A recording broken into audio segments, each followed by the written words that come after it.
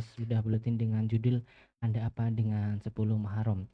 Sebelum kita memulai kajian kita pada malam hari ini, kita sapa Ustadz Abu Salman terlebih dahulu. Assalamualaikum. Waalaikumsalam warahmatullahi wabarakatuh. Ini pribun kabar Ustadz? Saya mungkin para pamirsa.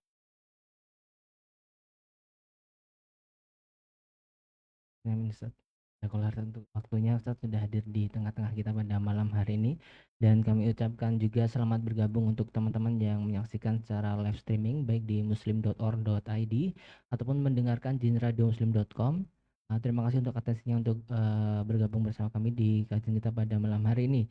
Insya Allah kajian kita pada malam hari ini akan dibagi dengan dua sesi. Yang pertama sesi materi, kemudian yang kedua nanti insya Allah akan ada sesi tanya jawab. Bagi pemirsa ataupun pendengar yang ingin bergabung bersama kami, bisa mengirimkan pertanyaan ke nomor 0852 93348887. Dan langsung saja mari kita simak sesi yang pertama, materi dari Ustadz Abu Salman. Kepada beliau kami persilahkan, monggo. Matur nuwun. Bismillahirrahmanirrahim. Assalamualaikum warahmatullahi wabarakatuh. Innal hamdalillah nahmaduhu wa nasta'inuhu wa nastaghfiruh wa na'udzu billahi min syururi anfusina wa sayyiati a'malina. May yahdihillahu fala mudhillalah wa may yudlil fala hadiyalah.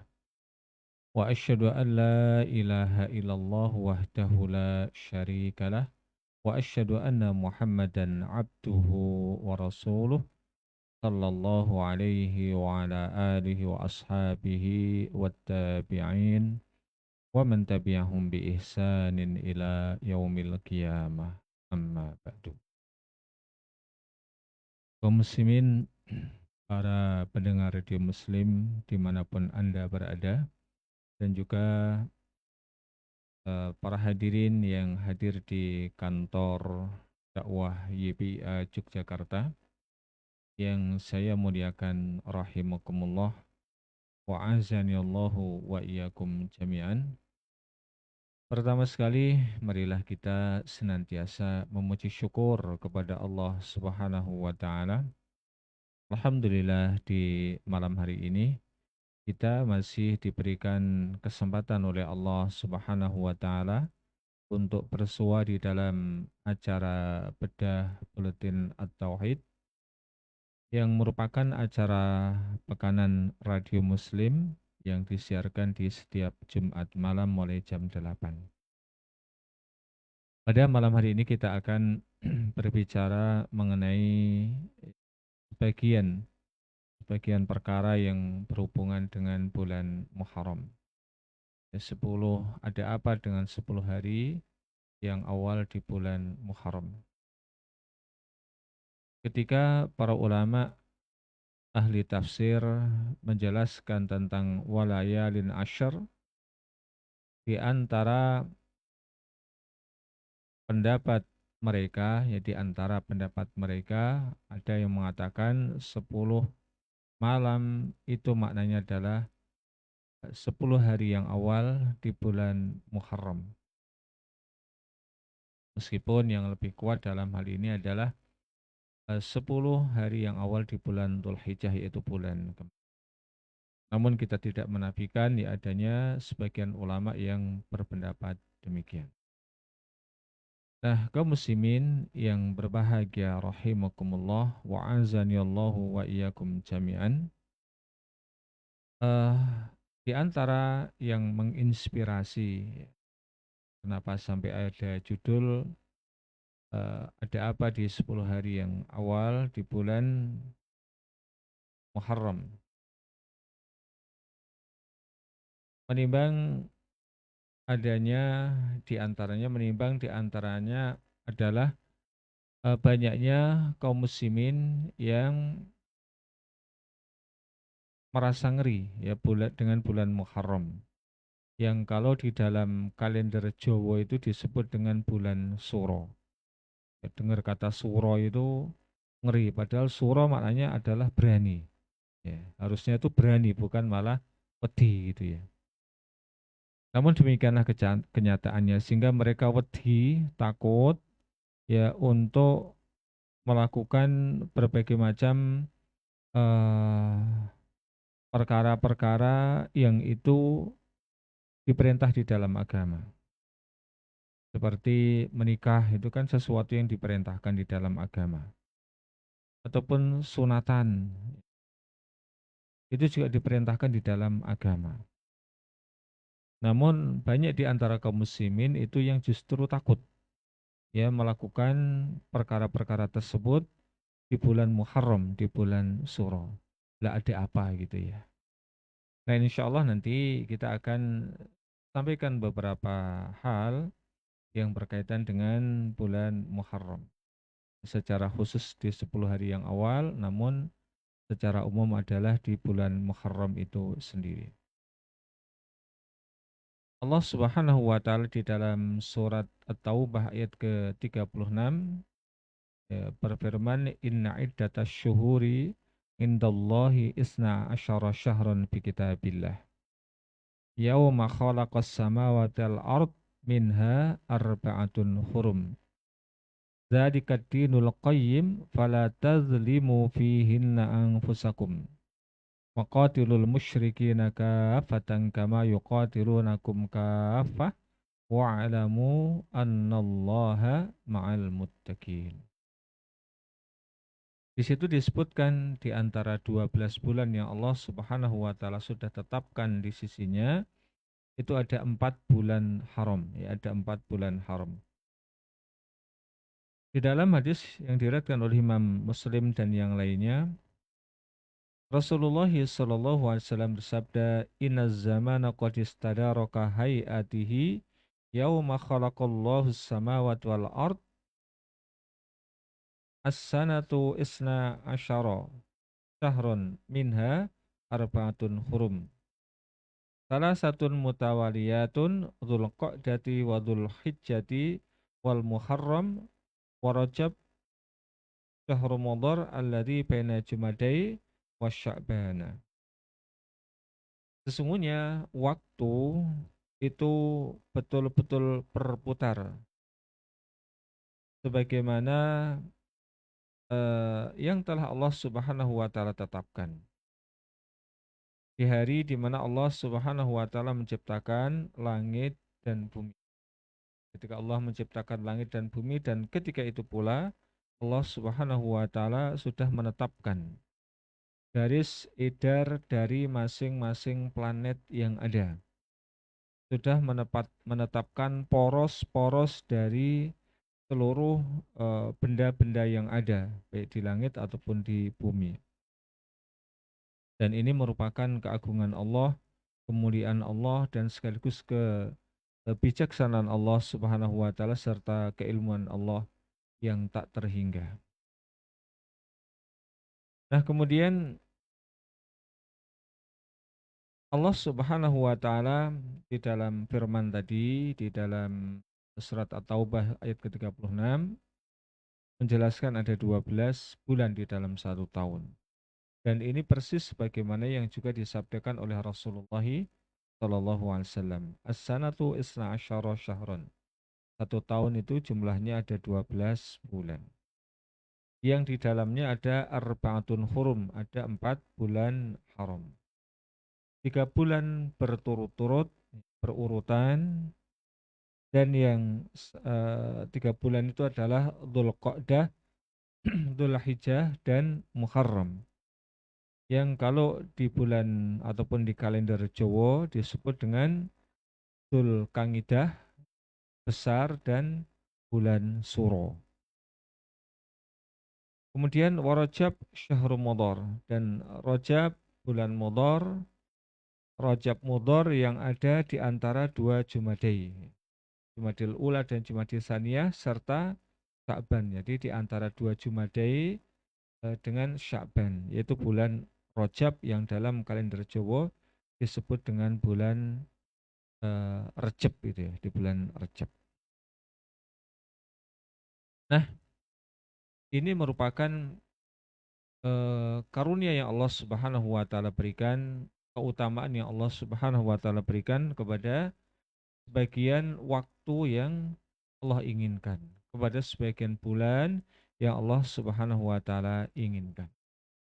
Nah, di antara 4 bulan tadi sudah kita sampaikan ada bulan namanya adalah bulan Muharram yang di dalam kalender Jawa disebut dengan bulan Suro. Nah, kenapa bulan Jawa ini sangat sangat erat kaitannya, bahkan sangat mirip dengan bulan-bulan Hijriyah? Karena kalau kita lihat beberapa namanya saja sebetulnya itu sudah merupakan adopsi dari bahasa Arab. Ya, Jumadil Ula, Jumadil Saniyah kalau dalam kalender Jawanya itu Jumadil Awal, Jumadil Akhir ya. Yang itu adalah kita khusnudon. Orang-orang yang membuat kalender Jawa itu dulu adopsi dari bahasa Arab, dari kalender Hijriyah. Nah, di dalam bulan Muharram ini ada beberapa hal yang ingin insya Allah kita sampaikan.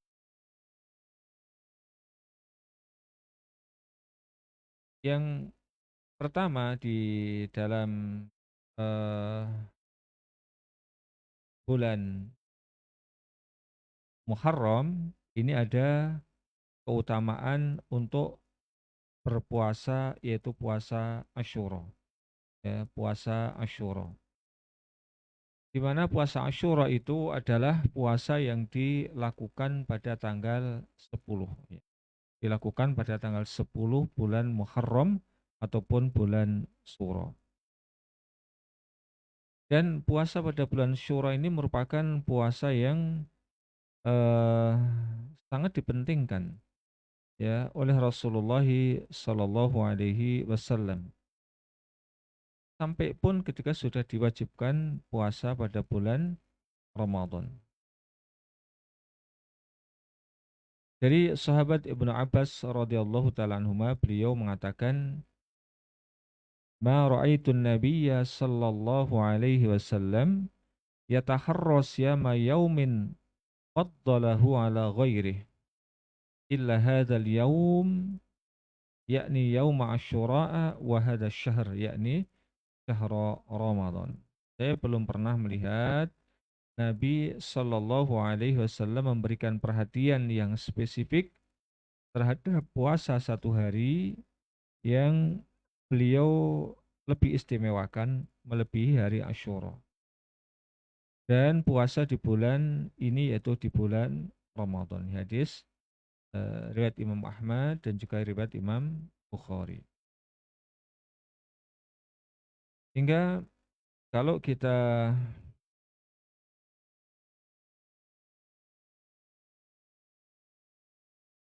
memperhatikan jelasan para ulama, ya, di antaranya yang saya ingat adalah pembahasan yang disampaikan oleh Syekh Salim bin Id Al-Hilali dan juga Syekh Ali Hasan Al-Halabi rahimahullah ta'ala wa hafizahullahu ta'ala di dalam kitab beliau Sifatu Saumin Nabi, ya Sifatu Saumin Nabi. Beliau menjelaskan kronologi diwajibkannya puasa bulan Ramadan.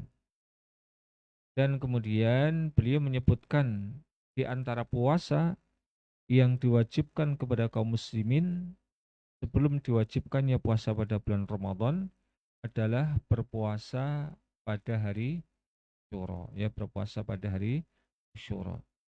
Sehingga ketika sudah datang kewajiban puasa Ramadan pun Rasulullah SAW masih tetap memperhatikan dan mengistimewakannya.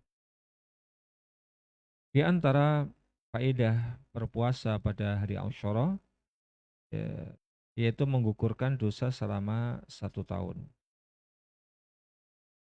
Hal ini sebagaimana di dalam hadis riwayat Imam Muslim yang disampaikan oleh sahabat Abu Qatadah radhiyallahu taala anhu. Ya, beliau mengatakan, "Su'ila Rasulullah sallallahu alaihi wasallam an saumi yaumi Arafata." Fayaqul yukaffirus sanatal madiyah wal baqiyah. Wa su'ila Rasulullah sallallahu alaihi wasallam an saumi yaumi asyura. Yaqul ahtasibu yukaffiru as-sanata qablahu. Ataupun yukaffiru sanatal madiyah, maknanya sama. Dan ketika beliau ditanya mengenai keutamaan, ya, keutamaan puasa Asyura, maka beliau menjawab puasa Asyura itu akan menghapuskan dosa-dosa setahun yang telah lewat. Tentu ini karunia yang teramat sangat besar.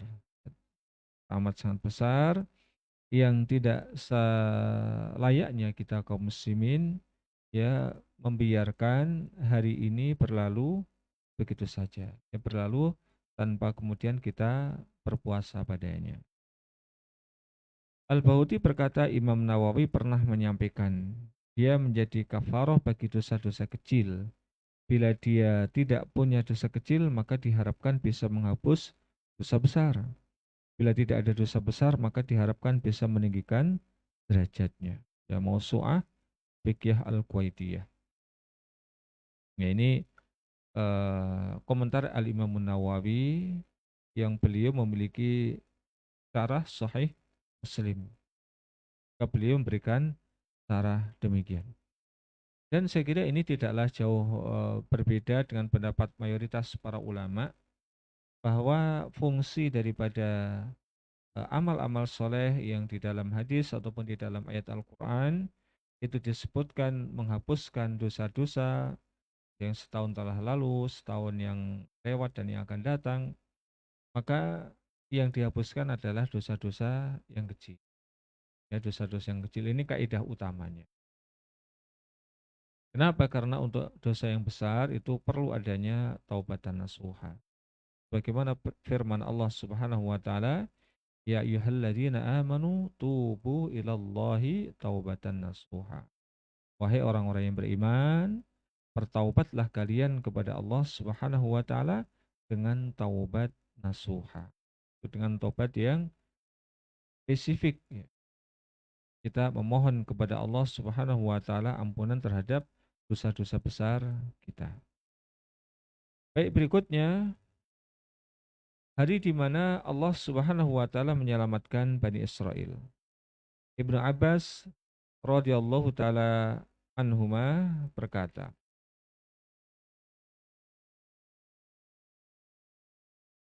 qadima Rasulullah sallallahu alaihi wasallam al-Madinah.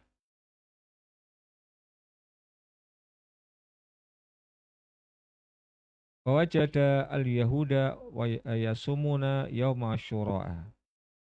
Fasu'ilu an dalika faqalu hadzal yaumul ladzi adharallahu fihi Musa wa bani Israil ala Fir'aun. Wa nahnu nasumuhu ta'dhiman lahu. Faqala an-nabiyyu sallallahu alaihi wasallam nahnu awla bi Musa minkum. Fa'amara bi saumihi. Yarwahu Muslimun.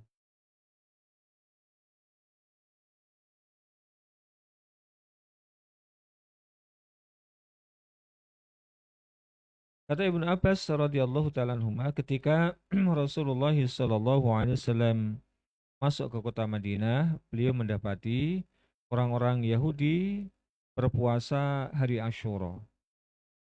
Maka kemudian mereka orang-orang Yahudi ditanya tentang apa yang mereka lakukan tersebut, tentang puasa yang mereka lakukan. Maka mereka menjawab, ini adalah hari di mana Allah Subhanahu wa taala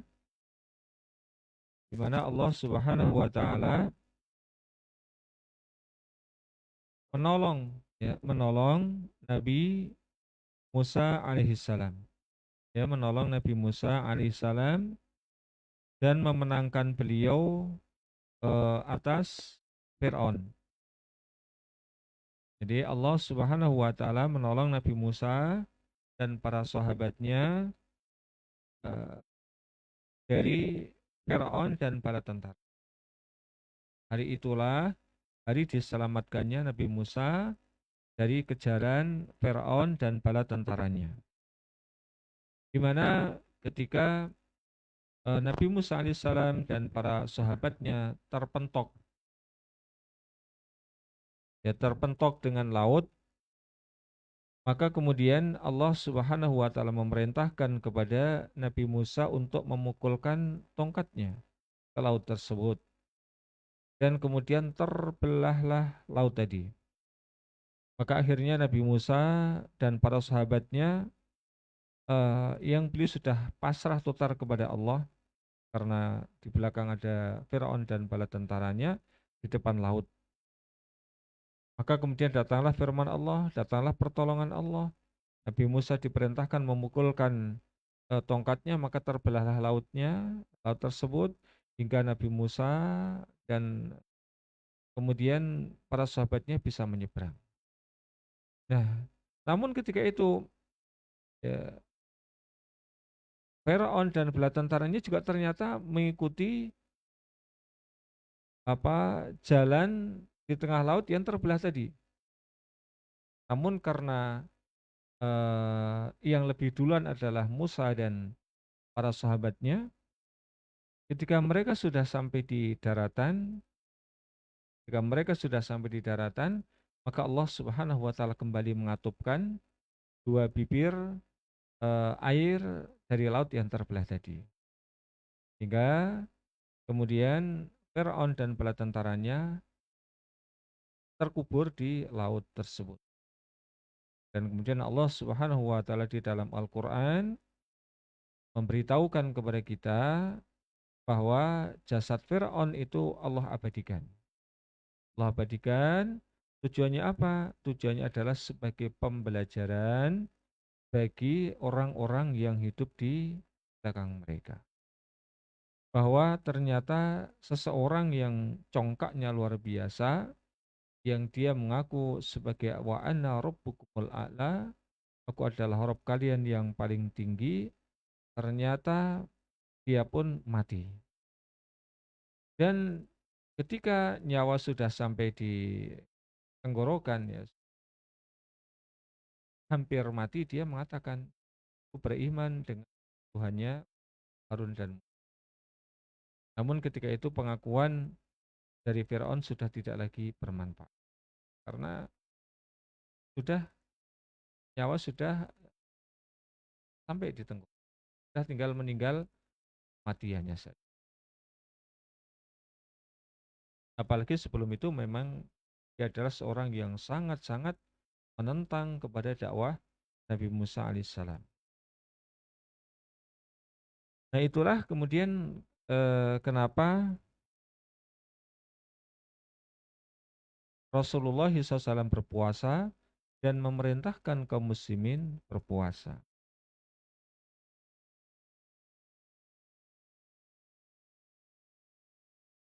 Nah, mereka berpuasa karena mengagungkan, memuliakan Nabi Musa alaihissalam yang diselamatkan oleh Allah Subhanahu wa taala. Maka Nabi alaihissalam mengatakan, kami kaum muslimin ya lebih berhak kepada Musa, lebih berhak untuk memuliakan Nabi Musa ketimbang kalian.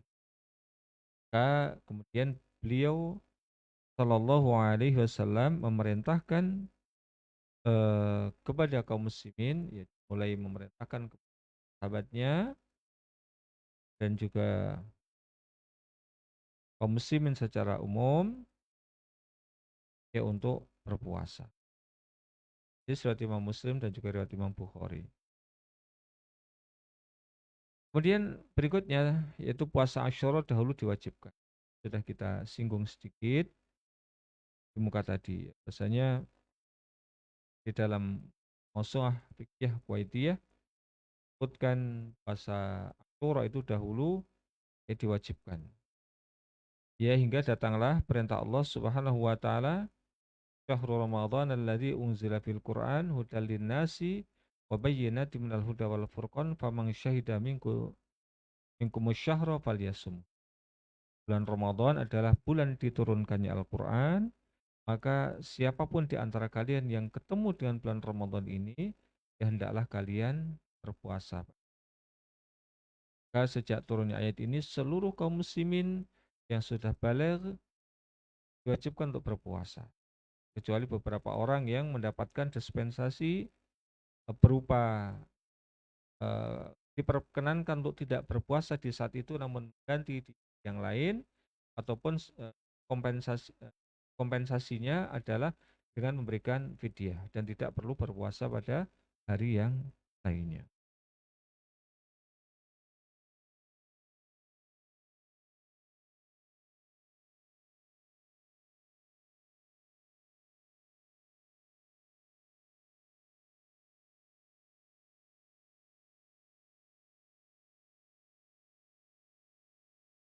Sebuah syariat yang dahulu pernah diwajibkan maka itu menunjukkan keutamaan ibadah tersebut. Karena amalan yang paling Allah cintai adalah amalan yang wajib.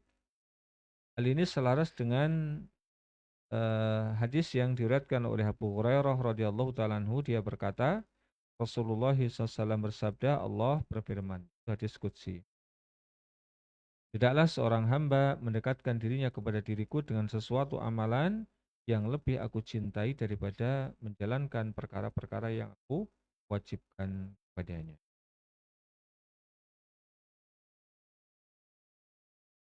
Kemudian jatuh pada bulan haram. Artinya puasa Muharram itu diperintahkan untuk kita lakukan ada di bulan Muharram yang merupakan satu di antara bulan-bulan haram.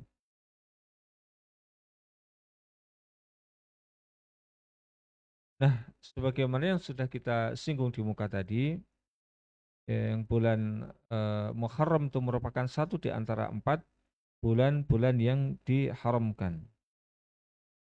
Yang di dalam bulan ini Rasulullah SAW bersabda, afdhalus siyami ba'da Ramadan syahrullahil Muharram. Wa afdhalus salati ba'dal maktubah ataupun ba'dal faridah ya qiyamul lail. Rawahu Muslimun. Puasa yang paling utama setelah puasa Ramadan adalah puasa di bulan Allah, itu bulan Muharram. Kemudian salat yang paling utama, ya, salat yang paling utama setelah salat wajib adalah qiyamul lail, adalah qiyamul lail. Maka di dalam hadis ini Rasulullah SAW menyebutkan secara spesifik di antara keistimewaan bulan Muharram adalah digunakan untuk berpuasa. Hingga sebagian para ulama, ingat saya adalah seperti Ibnul Qayyim Al-Jauziyah rahimahullah ta'ala, beliau mengatakan tidak ada keistimewaan yang secara spesifik disebutkan yang berkaitan dengan bulan Muharram kecuali masalah puasa. Kecuali masalah puasa. Tidak ada khususan bulan Muharram itu adalah bulannya para pejabat, bulannya para penguasa. Yang ini kalau di lingkungan Yogyakarta dan sekitarnya, kenapa kemudian bulan Muharram, bulan Syuro itu tidak boleh digunakan untuk mengadakan hajatan? Karena katanya itu adalah bulannya orang-orang besar. Itu adalah bulannya untuk orang-orang kerajaan. Orang kecil nggak boleh. Tidak ada spesifikasi semacam. Maka kita boleh mau mantu di bulan Syuro, mau mendirikan rumah di bulan Syuro, mau menyunatkan anaknya di bulan Syuro. Tidak apa-apa. Bahkan itu merupakan satu kemuliaan.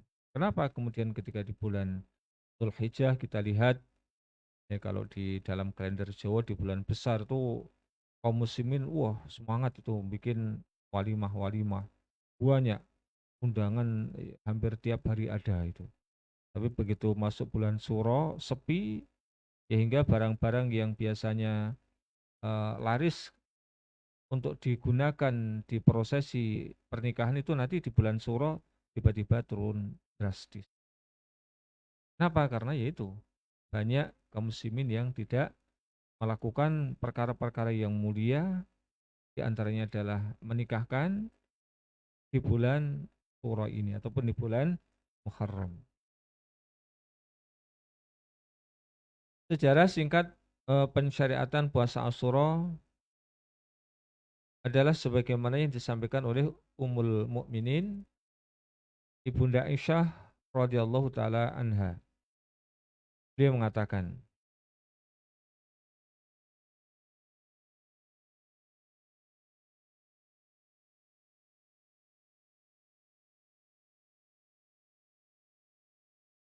"Kana yaumu Asyura atasumuhu Quraisyun fil jahiliyah. Wa kana an-nabiyyu sallallahu alaihi wasallam yasumuhu falamma qadimal Madinah shamahu wa amara bisyamihi. Falamma nazala Ramadan kana Ramadan al-fariidah wa turika Asyura'u. Fakana man sya'a shamahu wa man sya'a lam yasunhu." Hadis Bukhari dan Muslim. Dahulu orang-orang jahiliyah berpuasa Asyura. Demikian juga puasa Asyura dilakukan oleh Rasulullah Shallallahu Alaihi Wasallam. Kemudian saat hijrah ke kota Madinah, Nabi memerintahkan kaum muslimin untuk berpuasa, dan ini pun perintah puasa Ramadan itu seingat saya adalah ada di tahun kedua Hijriyah, ya. Tahun kedua Hijriyah. Setelah diwajibkannya puasa Ramadan, maka puasa Asyura ditinggalkan. Kemudian ada opsi, barang siapa yang mau berpuasa maka silahkan, dan bagi yang tidak ingin berpuasa pun juga silahkan. Namun dari penjelasan yang tadi sudah kita sampaikan, ya imanlah, sayang bahasa Indonesianya, kalau kita tidak berpuasa. Kenapa? Karena faidahnya, fadilahnya, yang menghapuskan dosa-dosa setahun yang telah lewat. Ya, padahal kalau kita hendak ditanya ya berapa dosamu, tidak terhitung karena sangat banyaknya. Maka kita sangat perlu, sangat butuh ya terhadap ampunan-ampunan Allah Subhanahu wa taala.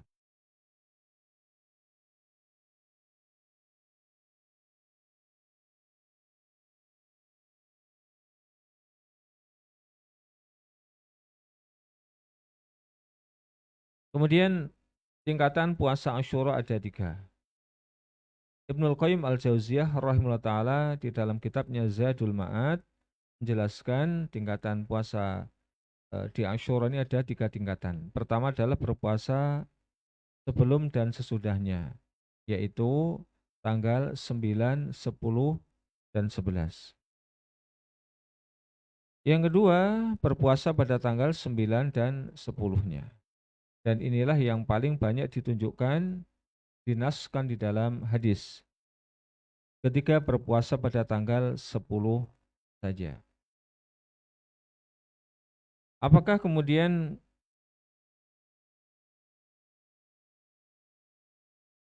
beliau ketika memberikan peringkat puasa yang terbaik di puasa Asyura atau demikian dan demikian itu tidaklah berdalil, ya tentu mereka berdalil.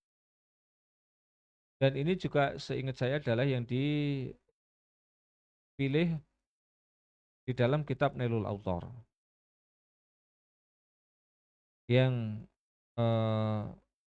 mereka beralasan juga dari dalil-dalil yang ada, plus alasan inilah juga yang dipilih oleh Al-Imam Syafi'i. Biasanya sebagaimana disampaikan oleh Ibnu Qayyim al-Jauziyah, tingkatan puasa Asyura itu ada 3 semacam ini.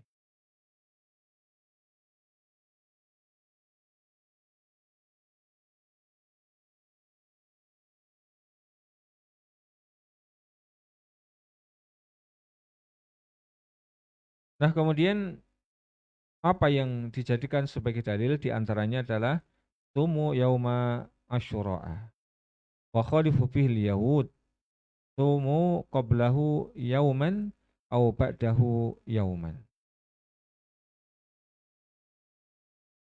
Berpuasalah kalian puasa Asyura, namun selisihilah puasanya itu namun selisilah puasanya orang-orang Yahudi. Dengan cara berpuasalah kalian 1 hari sebelumnya atau berpuasalah kalian 1 hari setelahnya. Nah, di dalam redaksi ini ada ungkapan au atau berarti opsional. Bisa kita puasa tanggal 9 dan 10-nya ataupun 10 dan 11-nya. Opsional. Kenapa? Redaksinya adalah au. Namun di dalam redaksi yang lain itu bukan dengan au. Dengan kata-kata wawu. Sumu yauman qablahu wa yauman ba'dahu. Berpuasalah 1 hari sebelumnya dan 1 hari setelahnya.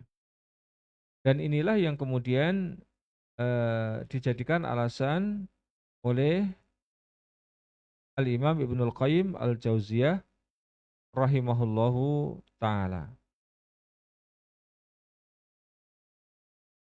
Bagaimana di dalam hadis yang diriwayatkan oleh Imam Ahmad dalam Mustadnya, kemudian Imam Al-Baihaqi di dalam sunannya dari Ibnu Abbas radhiyallahu taala anhuma. Sumu yauma asyura'a wa khalifu fihi yahuda. Sumu qablahu yauman wa ba'dahu yauman. Itu dengan redaksi waw. Dan redaksi waw yaitu wa, bukan au. Maka intinya paling tidak kemudian berpuasa itu ya, kita berupaya menyelisih puasanya orang-orang Yahudi. 1 hari sebelumnya, kemudian hari Asyura atau hari Asyura dan 1 hari setelahnya. Namun kalau bisa kemudian berpuasa 3 hari, 9, 10, dan 11. Bahkan kemudian sebagian para ulama berdalil dengan perintah Rasulullah SAW ataupun informasi dari Rasulullah SAW yang menyatakan bahwa hari ataupun puasa yang paling utama setelah puasa Ramadan adalah puasa di bulan Allah. Puasa di bulan Allah itu bulan Muharram. Maka kemudian puasa yang lebih baik lagi adalah puasa di banyak hari di bulan Muharram. Minimalnya adalah puasa tadi Asyura, itu derajat puasa yang paling rendah di antara 3 derajat tadi. Puasa Asyura saja, puasa di tanggal 10 saja, yang lebih bagus adalah 9 dan 10, dan yang lebih bagus lagi adalah 9, 10. Nah, bagi panjenengan yang biasa berpuasa, maka bisa kemudian memperbanyak puasa di bulan Muharram dengan hari-hari yang lainnya. Ditambah semisal dengan hari Al-Ayamul Baydha, ataupun ditambah dengan puasa hari Senin Kemis, ataupun puasa secara mutlak.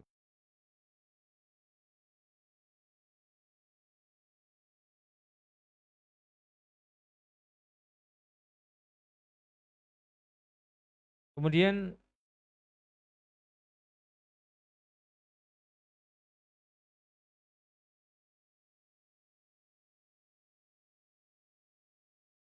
bila puasa Asyura bertepatan pada hari Jumat, telah diketahui bersama bahwasanya ada sebuah larangan yang disampaikan oleh Nabi SAW untuk mengkhususkan puasa di hari Jumat. Lantas bagaimana jika hari Asyura bertepatan dengan puasa hari Jumat? Apakah tetap boleh berpuasa? Perlu diketahui bahasanya larangan puasa hari Jumat itu berlaku tatkala menyendirikan, mengkhususkan hari tersebut untuk berpuasa. Artinya ini bukan merupakan hari apa-apa. Hari Jumat itu bukan merupakan hari Asyura atau bukan merupakan hari misalnya orang yang puasa hari Daud, ya. Puasa Daud nih, puasa hari Rabunya kemudian hari Jumatnya, ini kan juga sendiri. Ini bukan puasa yang memang ada pembolehan dari syariat. Yang tidak diperkenankan adalah kita tidak tidak berpuasa apa-apa, tahu tidak, kemudian di hari Jumat itu bukan merupakan hari semisal Asyura, nah, kemudian kita mengkhususkan Jumat untuk berpuasa. Ini yang tidak diperkenan. Karena sebetulnya hari Jumat adalah hari hari rayanya kaum muslimin juga, ya hari rayanya kaum muslim. Yang hari itu adalah hari ya namanya hari raya kita kemudian makan minum dan yang lainnya. Maka ketika hari Jumat ingin dijadikan sebagai hari berpuasa, hendaklah bagaimana kata Rasulullah, ya berpuasalah hari Kamisnya ataupun hari Sabtunya. Namun kalau kemudian hari Jumat itu merupakan hari kita diperintahkan untuk berpuasa, semisal adalah bertepatan dengan hari Asyura, maka tidak mengapa. Ibnu Qudamah berkata dilarang untuk menyendirikan ataupun mengistimewakan, mengkhususkan puasa di hari Jumat, kecuali jika puasa di hari tersebut mencocoki kebiasaannya. Seperti orang terbiasa puasa sehari dan tidak berpuasa satu hari ataupun puasa yang lainnya. Dalam sebuah fatwa, Syekh Sa'ad Al-Khaslan ditanya apakah boleh berpuasa hari Asyura secara sendirian yang hari itu bertepatan dengan hari Jumat, maka beliau menjawab boleh. Karena larangan berlaku untuk mereka yang mengkhususkan ya hari Jumat dengan meyakini adanya keutamaan khusus untuk berpuasa. Di larangan Rasulullah SAW kepada kita semuanya adalah mengkhususkan hari Jumat berpuasa dan malamnya untuk qiyamul lail. Tidak ada apa-apa, malamnya, ya ini karena malam Jumat maka qiyamul lail. Tidak ada apa-apa karena ini hari Jumat maka kemudian itulah yang dilarang, itulah yang tidak diperkenan. Adapun ada alasan, oh ini harinya bertepatan dengan, oh karena hari ini adalah bertepatan dengan puasa. Maka sebagaimana jawaban tadi yang sudah kita sampaikan, ya, seperti Syekh Sa'ad Al-Khasran dan juga Ibnu Qudamah yang memperbolehkan berpuasa hari Jumat yang bertepatan dengan hari Asyura, maka tidak.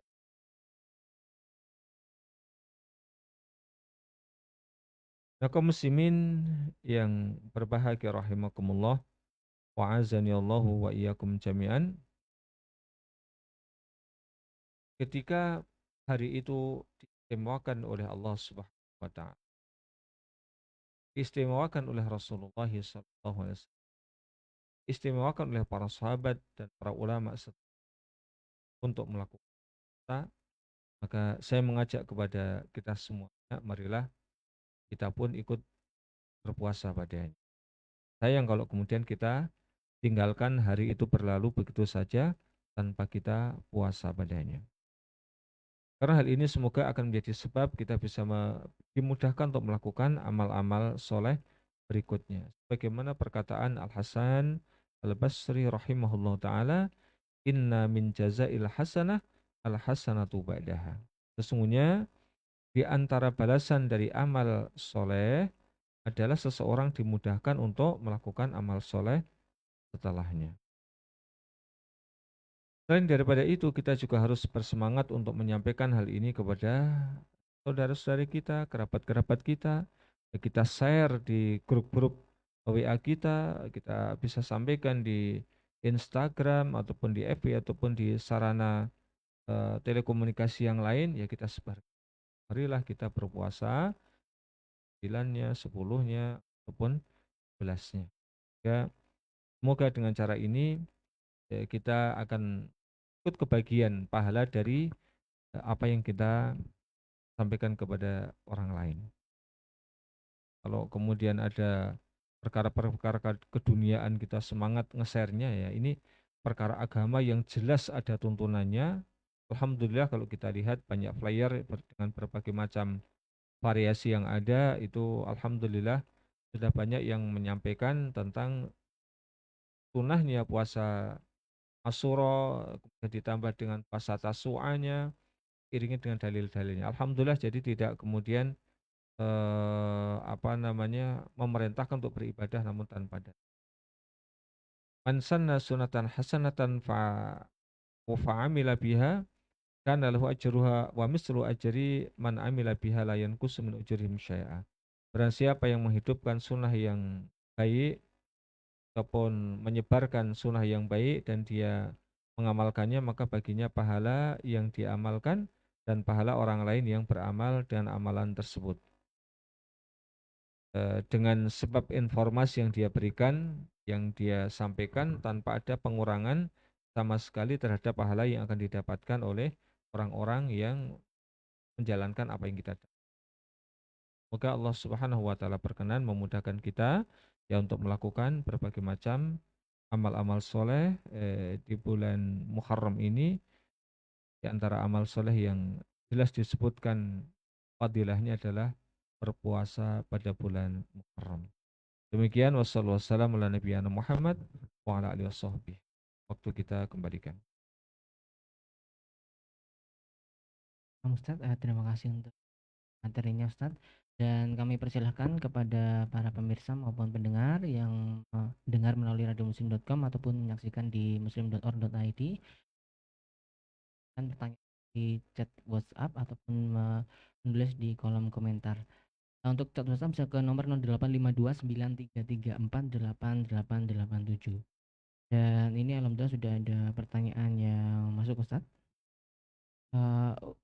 Pertanyaan yang pertama, Ustadz, sebagai Muslim ahlu sunnah, batas apakah penghormatan kita kepada cucu Nabi dan bagaimana agar kita tidak melampaui? Baik. Bismillah, alhamdulillah, salatu wassalamu ala rasulillah ba'd. Bahwa kita kaum muslimin memang diwajibkan ya. Diwajibkan untuk memuliakan keluarga Rasulullah SAW dan mencintai mereka.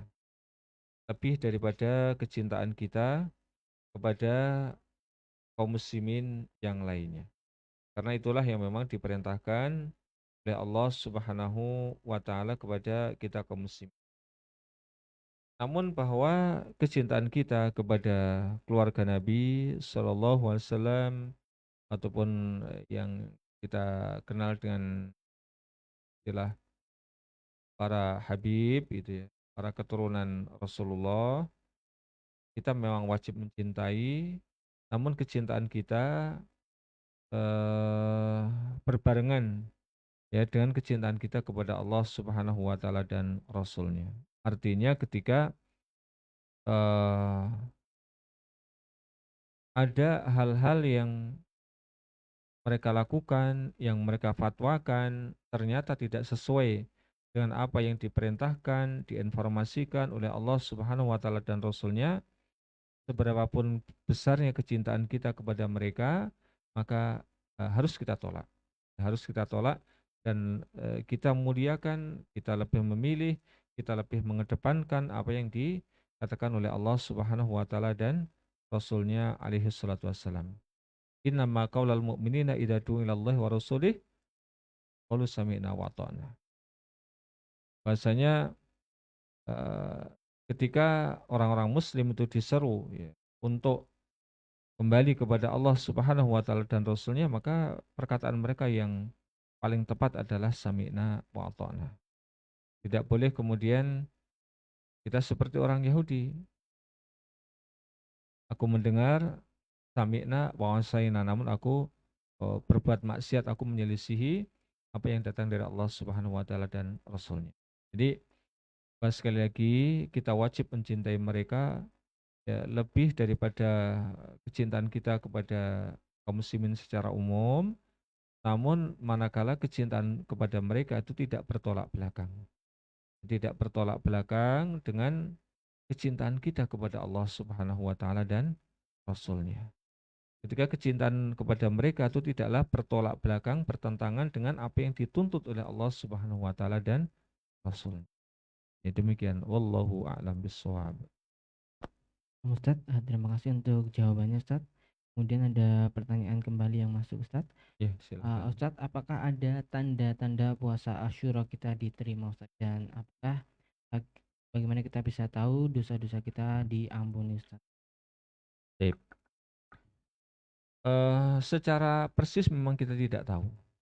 secara persis kita memang tidak tahu ya, karena yang Maha tahu hanyalah Allah Subhanahu wa taala. Dialah yang paling berhak untuk menilai apa yang kita lakukan. Namun para ulama sekedar memberikan indikasinya saja. Di antaranya adalah tadi yang disampaikan oleh Al-Hasanul Basri rahimahullah taala, salah seorang tabi'i senior, yang beliau mengatakan, dan ini juga diucapkan oleh, dinukil oleh para ulama setelahnya. Sampai yang saya pernah dengar adalah ini juga dinukil oleh Syekh Abdul Razak bin Abdul Muhsin Al-Abad Al-Badr hafidhahumallahu taala. Ya, inna min jazail hasanah al-hasanatu ba'da. Bahwa di antara balasan satu kebaikan itu adalah seseorang dimudahkan melakukan kebaikan-kebaikan seterusnya, setelahnya. Artinya kita memang tidak bisa memastikan, oh puasa kita diterima atau puasa kita tidak terima. Namun kita kemudian mencoba melihat pada diri kita sendiri. Kira-kira setelah kita puasa Asyura itu kita dimudahkan ataukah tidak untuk melakukan puasa puasa sunnah yang lainnya. Kan di setiap bulan ada sunnah puasa yang mungkin 3 hari, kemudian atau puasa Senin, Kamis, ataupun puasa Daud. Nah kita cobalah nilai diri kita sendiri. Kita tidak usah menilai orang lain. Itu di antara indikator bahwa puasa kita secara khusus ataupun amal soleh kita secara umum itu diterima oleh Allah Subhanahu wa taala.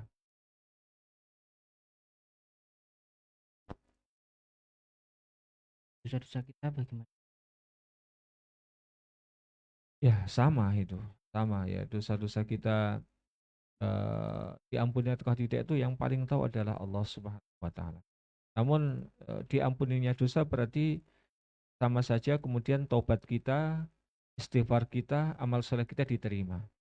Nah, kita kemudian setelah bertaubat, setelah beristighfar, setelah beramal soleh, ya kita kemudian melakukan dosa lagi yang sama, mengulang lagi, apakah tidak ya? Atau kita semakin bisa meninggalkan dosa sebelumnya kita lakukan, atau malah kita bertambah melakukan dosa-dosa yang sudah kita lakukan. Jadi kalau kemudian kita bisa memobilisir, mengurangi dosa-dosa yang telah kita lakukan, nah kita berharap dosa-dosa kita dipenuhi oleh Allah Subhanahu wa taala. Mas untuk Ustadz, mungkin dari Bintai. Assalamualaikum warahmatullahi wabarakatuh. Waalaikumsalam warahmatullahi Eh, wabarakatuh. ada dua pertanyaan. Ya, Pertama, puasa Asyura yang punya kesamaan atau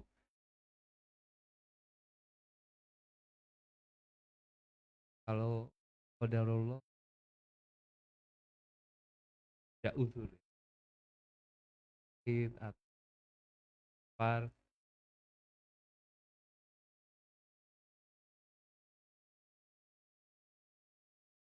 aman, aman.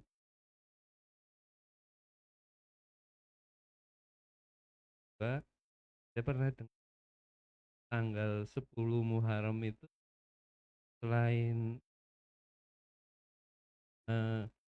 dibebaskannya Bani Israel Fir'aun, itu yang saya ingat itu ada dikeluarkannya Nabi Yunus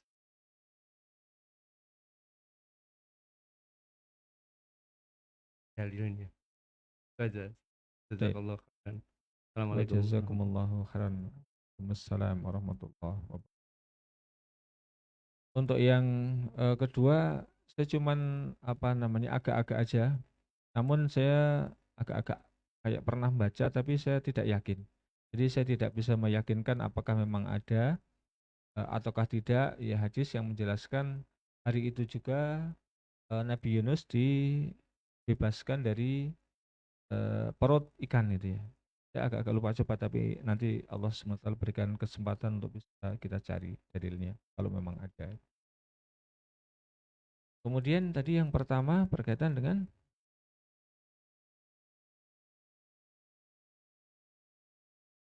oh baik baik.